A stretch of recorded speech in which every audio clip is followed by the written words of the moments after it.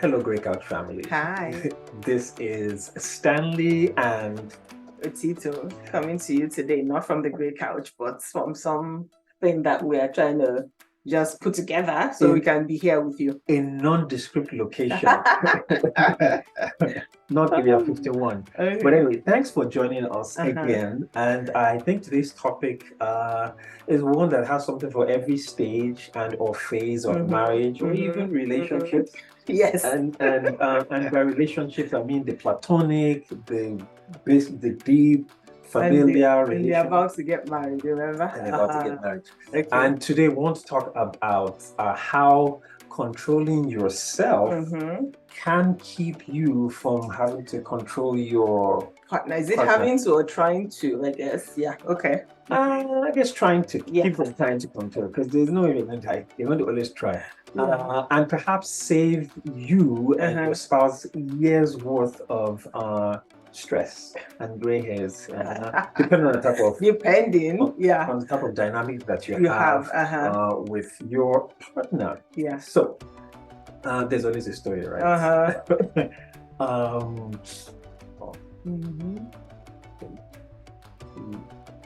One.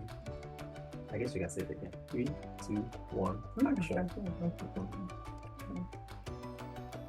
Okay. There's always a story, like he said, right? We love to travel. It's one of our family's values that I guess I rubbed off on others, right? Like, let's just be honest. This is true. Much of this traveling involves driving, right? Because I think if you are very familiar with air travel these days, it's not like the most exciting, right? And if you're going with children, you probably be more stressed by the time you get there. So now we, drive a lot.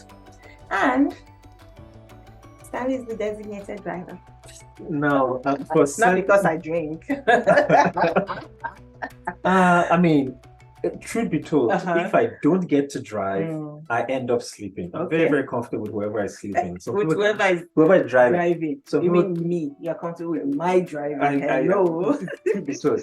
And I have to be honest also, that I learned how to drive in Orile, Lagos, Nigeria. You can't find out on the map, but let's just say, Lagos, Nigeria. And in driving back in Orile, I mean, you had to pay more attention to what was coming behind you than what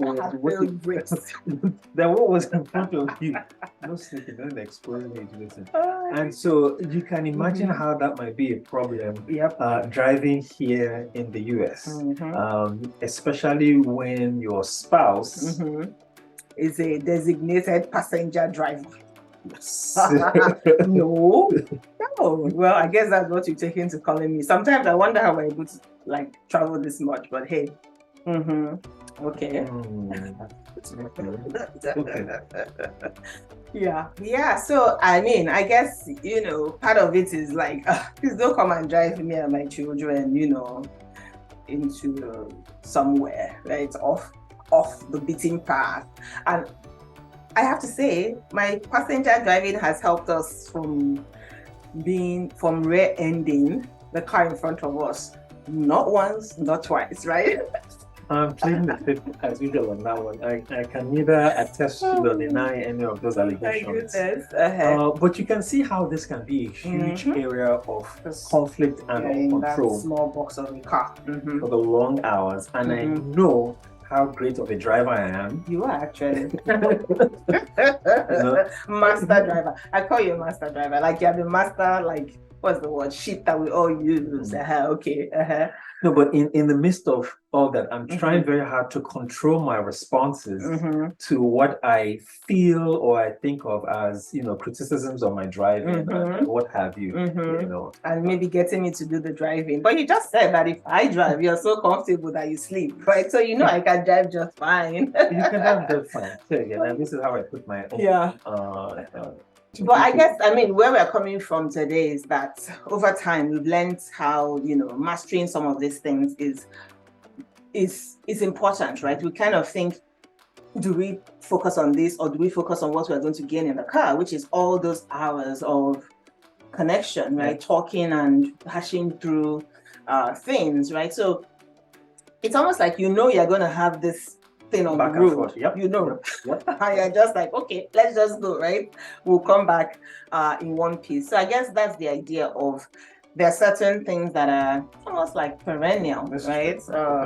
Yeah. So again, it's something like you have to live with, right? So I tell him, I say, part of this is me controlling my anxiety, right? In terms of I don't want to get in a car crash, right? In that sense. And so it comes out as though, oh, it's criticism of your driving. But I could just continue to criticize and project my anxiety on him, right? On you. But I kind of say, okay, I'm going to tell you, like, you are going to hear me say something. However, it turns out that, you know, through all these years too, I've learned to just like sit and control. No, and be quiet. And control your responses. Yes, well, true. I thought you said control you. I was like, oh, okay. And control your yeah, control my responses. And yeah, if we're still here, that means nobody has got a removing card just yet, but they're still confirmed. I mean, I think it's interesting. Someone was asking a question whereby, would you rather master your conflict resolution or would you master your connection? You know, and we've both chosen to do the connection to master our connection. So it's interesting because even though we talk about conflict resolution, right, we look at it from the perspective of sometimes some of those conflicts will always be there, because the other option is to say, I'm going nowhere with you, or to get to the point where on the highway you're like, park, I want to get out. You know, but when you realize, okay, on this 8-hour journey, there is no way this woman will not tell me to put your phone. Match the brakes. Okay, you're swerving.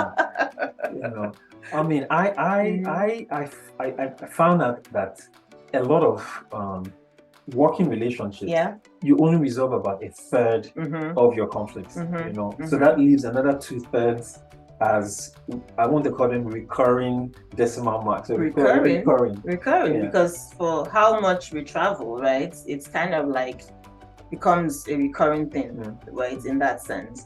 But you know, and that's why I talked about the fact that you have to tell the person that this is me, like I'm just anxious, because most times people just do that, they don't give any explanation, and you leave the other spouse feeling so annoyed, right, at you. Meanwhile, it's just you being anxious. It's not necessarily that they cannot drive or that they cannot take you to where you want to be.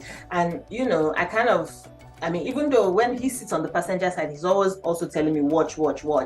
But it can be as much as mine, because I'm the one who sits in the passenger side most of the time. And I think that's why I want to say that, you know, obviously I'm not trying to generalize it, but many times, right, it's we women who project those anxieties onto the partner and say, oh, you know, X, Y, Z. So learning to control that and say, you know what?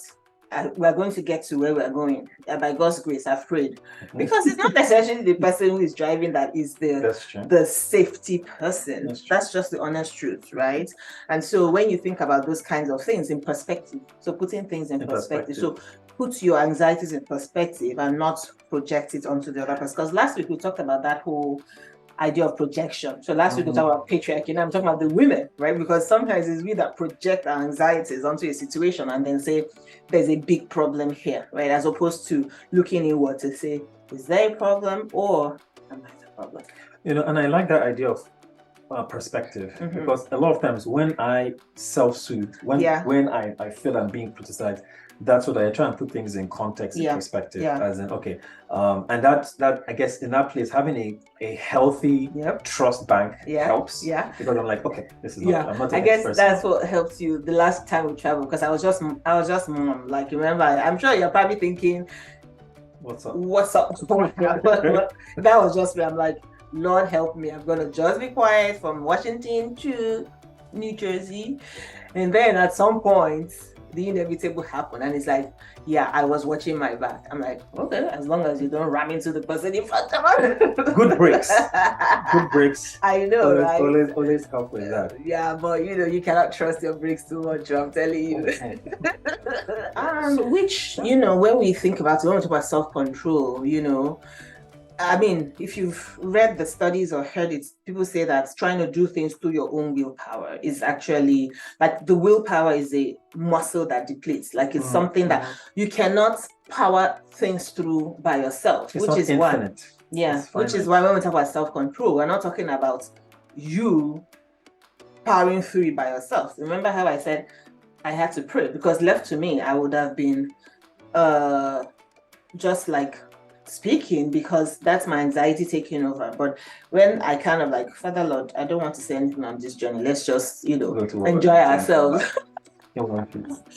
Yeah, then we made it, right? And hopefully I will be able to do that on future journeys. And maybe sometimes I'll let her drive instead of driving and try and stay awake. I was going to say, because if you sleep, I will just like splash something on you. Well, not while you're driving, please. We'll be sharing the car. But again, so that's what we have for you for this week. As in, what are ways where you can control yourself and not project your anxiety on the other partner. person. Yeah. And if you have to, let them know the reason why, as it kind of gives the story that's in your head, because nobody can read your story for you. Yeah. Knows what your story is. Yeah. And so thanks for tuning in. Try and apply some nuggets, because action is what makes something move. From our family to something drive. To drive in this case. Yeah. From our couch, no, not couch this time since we're standing, but from our family to your family. Thanks for tuning in. And we'll see you next week. Don't forget to like, share, subscribe. And bye. Bye.